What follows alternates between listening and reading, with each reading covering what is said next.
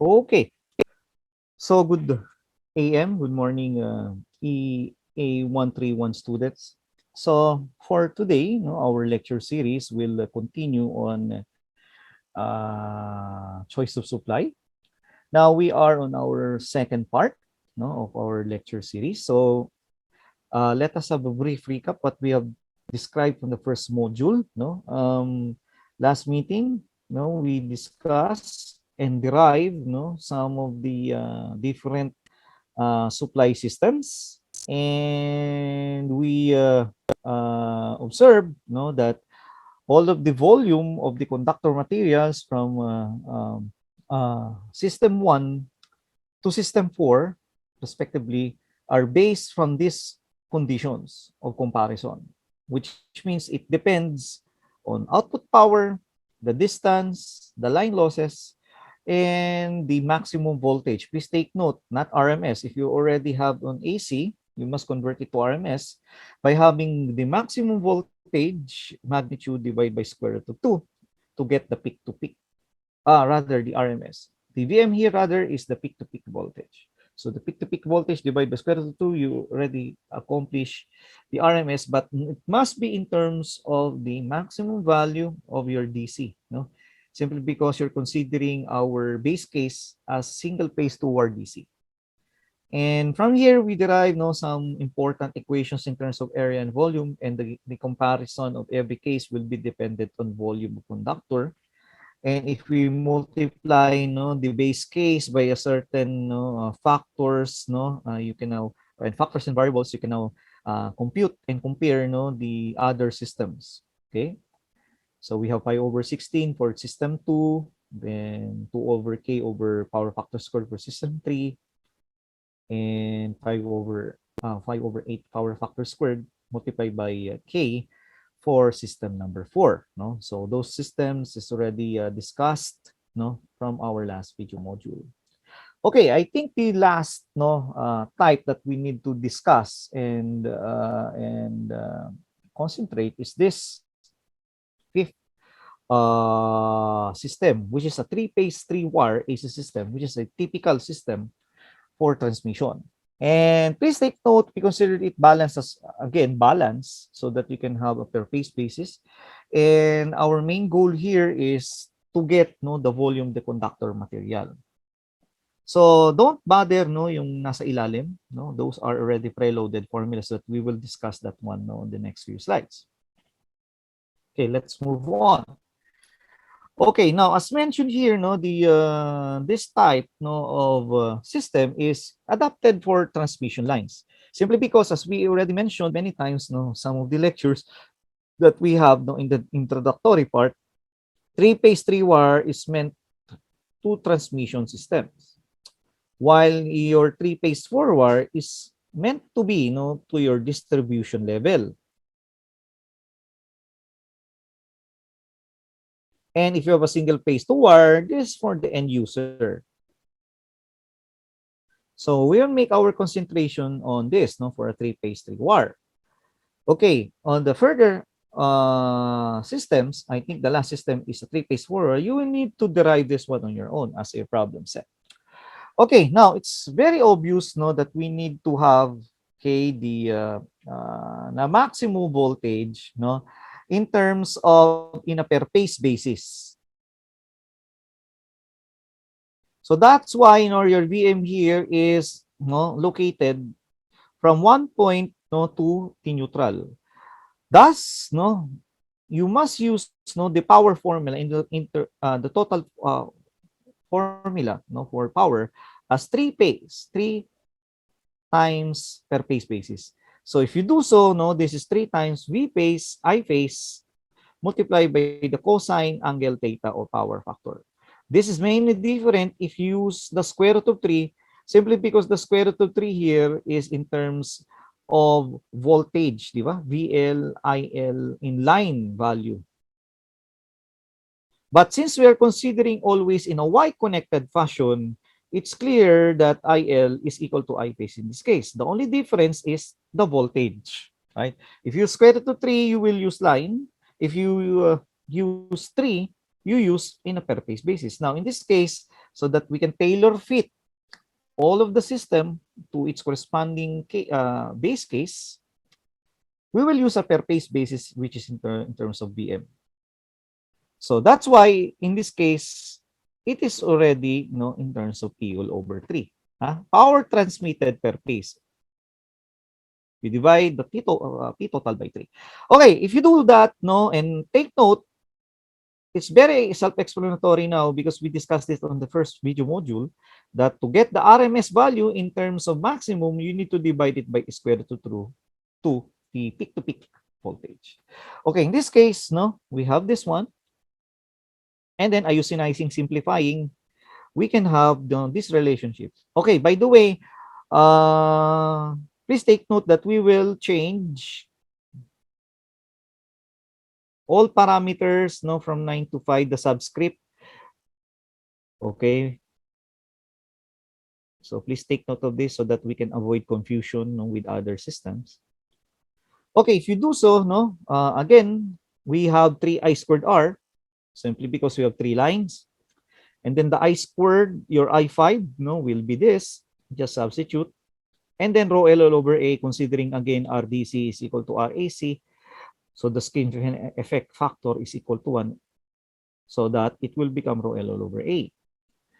Okay, now, since you already have this relationship, in terms of power losses, get A5, and thus A5, which is this one, is equal to 2P squared rho L all over 3 times the losses BM squared power factor, which is definitely the constants of comparison. Okay, now let's move on to get the volume of the conductor material. We now clear all of the annotations here so that we can proceed. Move forward. So you have 3 lines. So again, all of the lines must be equal to 5. Okay, for this, we already have A5. Okay, this one multiplied by the length, you already have a volume. However, as you can see here, it is already looks again, that you can see here this relationship that is K all over 4, which is equal to P squared rho L squared losses BM squared, right? So you can isolate 2 all over cosines, cosine or power factor here, and substitute K all over 4 for the others. Ito yan. So this is K all over 4. So if you do so, it will become this relationship. And please take note, this is the volume of the conductor material, considering a 3-phase, 3-wire AC setup and comparing it to the base case wherein the K is your volume of the conductor of a single phase 2-wire DC setup, which is the basic of all setups. So thus, if you want to have the volume of this system, if you have your volume of a single phase 2-wire system, multiply it by 1/2 of the power factor squared. Okay, so simple as this. Okay, now in this case, we already derived the volume of the conductor material for the 5th case. The 6th case will be on your own, and that will be your problem set or assignment. Okay, so the 6th system is a 3-phase 4-wire. And please take note, the VM here, we consider it in a per phase basis so that it will be consistent on the DC setup, from line to neutral, not line to line. Okay. Now, in this case, this will be your problem set, problem number 1. The formulas is already embedded here. So all you have to do is to give me the solution part. Okay, for your practice. Okay, now we already have the 6 systems. Therefore, our next stuff here or our next few slides will be on application or problem solving. So again, it will depend on conditions, depend on analysis, okay? The solution is already incorporated in this slide so that we can conserve the time. Okay, moving forward. So these are the problems, okay? Problem 1, 2, 3. Problem number 4 no, will be given as an homework or assignment.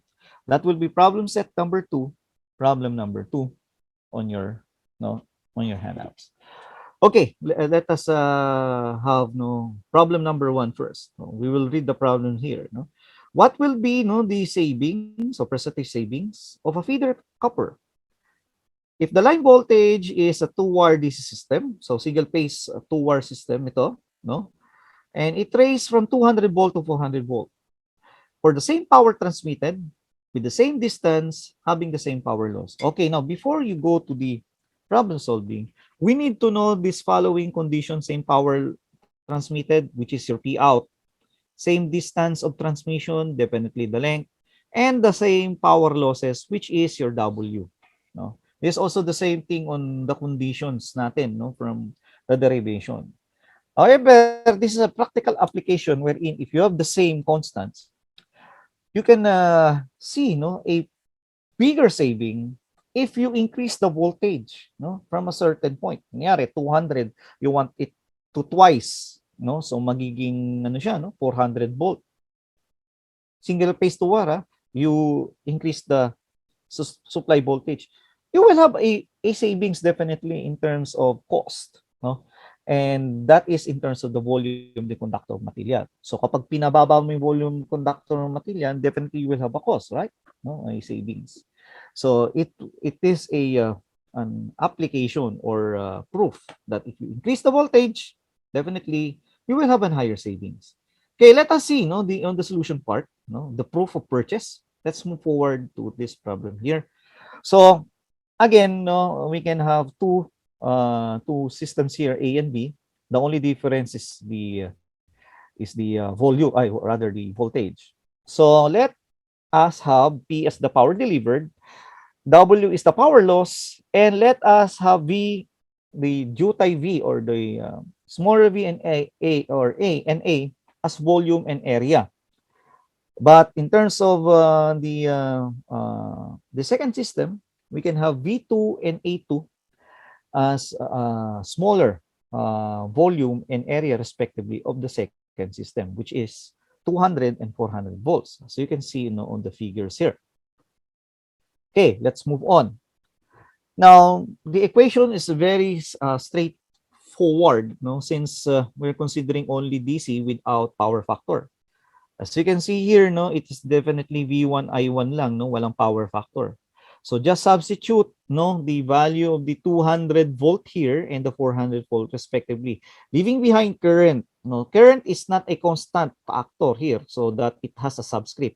All the parameters that has a subscript, meaning to say it has a subscript 1 and 2 respectively, is a variable. And as you can see here, no, since they have the same output power, they don't have any no subscript. Therefore, those are constants. Okay, now as they have the same power delivered on both cases, so in this case, no, we just equalize no these two equations here, and we arrive no on a certain no relationship. Please take note, this is I2, not I1. Ha? I2 yan. This is I2. Okay, I will erase this part again. And then this one is I2. Okay, now since you have the same power law, you will have the same power losses.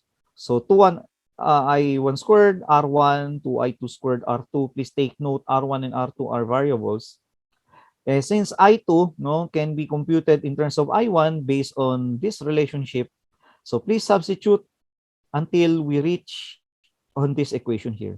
Since they have the same power loss, W1 and W2 will be the same. And thus, no, straightforward solution again, so that in this case, no, we can have a relationship in terms of resistance. Okay, please take note, no, that the resistance is inversely proportional to the area, no, or simply in this case, no, yung duty A area. So also the volume of the conductor, which is equal to smaller v, is proportional no to the area, kasi alam natin volume is area times length. at saka yung resistance is rho L all over A. So definitely, it's very common sense. No? If R2 over R1 is equal to 4, get the inverse, A1 over A2 will become equal to 4. Right? Since the volume of the conductor material is proportional also to the area, based on the formula here, as you can see, V1 over V2 is also equal to 4. And thus, ayusinizing this one, gawin mong V2 over V1 is 1/4. And you have 0.25. Right? Yung ratio niyan. Okay, now, parang ang dating nito ay parang ang nagbo-voltage regulation, right? Yung B no load minus B full load over V no load on your voltage regulation of your machine or even a transmission line. So, in this case, the percentage savings of the feeder copper in terms of percentage difference is V1 minus V2 over V1 times 100%. So, just ayusinizing this one. Ito equal to 1. Ito may value 0.25. So, if you do so, malaki na yan. You will have a 75% saving on the feeder conductor. So thus, if you have this kind of problems, definitely mas madali siya, maintindihan. You can fully understand that if you have this constant and you increase the voltage, definitely the volume will also decrease in order to have a cost, a savings on the cost. Okay, now let us clear all drawings. So this is already self-explanatory. It's already explained. Let's move forward to problem number 2. Let us read the problem first again here. So you have a 2DC, 2-wire system. Now you want to convert it to a 3-phase 3-wire. These are practical problems. System by the addition of a third conductor of the same cross-sectional area. So please take note of the constants here. You have the same cross-sectional area as the two existing conductors. So meaning if you have two conductors here, I could say A and B, and then you want to have C, definitely. So you will add C here para maging 3-phase 3-wire. They have the same area, AA, AB equal to AC. Same area. Now, calculate the additional load that you can put on the output that you can add. So you need to have in terms of percentage that you can now supply if the voltage between wires. So it must be the voltage between was A and B, B and C and A are the same, as expected here, constant, and the percentage losses will be unchanged. So when you say percentage power loss, you're considering as well the power losses in the line, but it has an equation here, which we will discuss further on the next few slides. So may equation yan, yung percentage power losses. So we can now clear this up for now, and let's move forward to the slide, the slide here, the solution. Okay, so as I mentioned, the voltage per wire is the same as you can see here, but the current is a variable, So R is the resistance per conductor in each case, and the area is constant as expected, based on our condition. Okay, let's move on, to the solution. This is the single phase 2-wire and then the 3-phase 3-wire on the right side and left side respectively, as you can see on the figure. Now, in this case, straightforward solution. If you refer to the 2-wire setup, the power is V times I. Please take note is V because the voltage is constant per wire, or per conductor basis. The power losses definitely is I squared R. But you need to multiply it by 2 because you have two conductors. This is also the same thing when we derive the power losses. Okay, the so-called percentage power losses equation is simply equal to this relationship. Whatever the power losses is, you divide it into the power delivered or supplied by the system. So ayan po yan. 2I squared R divided by the supplied power. Okay, now in this case, we have this relationship here, as you can see, which is equation number 1. We will do the same pattern here, no? So you have a three-phase three-wire system. But on the problem, it's not mentioned what type of load that you will use. So we will assume, in this case, that the power factor, since nanggaling tayo sa DC, the power factor is simply equal to 1. So simply our loads are simply lighting loads, which has, for eliminating loads, which has a power factor simply approximately equal to 1. So in this case, no, this the equation, walang yung power factor natin equal to 1. We consider line-to-line voltage here kasi three-phase, three-wire, no? And since they are the same voltage, so no problem at all. Then the power losses is 3I squared R because you have three wire, and then divide, no, the power losses by the power delivered so that we can yield to equation number 2. Then from there, since they have the same power losses, we can now push forward, no, to, or move forward to, no, the additional load or percentage load that it can accommodate on the new setup, which is the three-phase three-wire. So we can clear this up moving forward. Okay, as expected, you have the expression 1 and 2 respectively equal natin sila. And then some of the parameters will cancel in Gretel definitely, no? So yung 1 at saka yung 2 dito, and then the others, no, will be rationalized, no? So in this case, ang lalabas ito, no? I1, I2 over, in terms of I1 is 2 all over square root of 3. So let's move forward, no, to the additional load. This is the power output, no, supplied, no, by the two systems. Square root of 3 VI2, VI2, and then over power this is VI. But I2 and I1, no, papansin niyo has this relationship. So if you substitute, no, I2 all over I1, which is equal to 2 over square root of 3, in this case, so magka-cancel yung square root of 3. No, pati yung I1 will cancel as well. V will cancel as well. And hence, you have 2. Hence, you have a 100% or doubled, no, yung power mo. So ibig sabihin, if you have 100 kilowatt lighting load, gusto mo maging maging 200 with the same setup, no, with the same constant, i-ano mo, no, i-upgrade mo into a three-phase, three-wire setup. So mado-double siya. Okay? Siyempre, dumami yung wires. It's very self-explanatory, right? But the voltage per wire must be unchanged in this case. So nakadepende pa rin sa condition. So if you want to design your system or generating system into a single phase two wire to three phase three wire, then you will definitely have 100% output load, no? In terms of real power, we're not considering muna yung may power factor. Okay, now let us move forward, no, to the next problem. So the next problem, problem number 3 is the same thing with number 2, no? Nga lang naka-AC system siya, but the power factor, kung meron man, no, will be considered as lighting load. But let us read the problem here. A single phase 3 wire, no, AC siya, no, 200 kilowatt, and this system is converted to 3 phase 3 wire AC as well by running a third conductor, similar conductor. So it's the same thing with number 2 with the same area. Calculate the three-phase load that can be supplied if the voltage between the conductors, the same thing, no, is the same on single-phase AC to three-phase AC, no, three-phase three-wire AC. Assume the power factor and the transmission efficiency.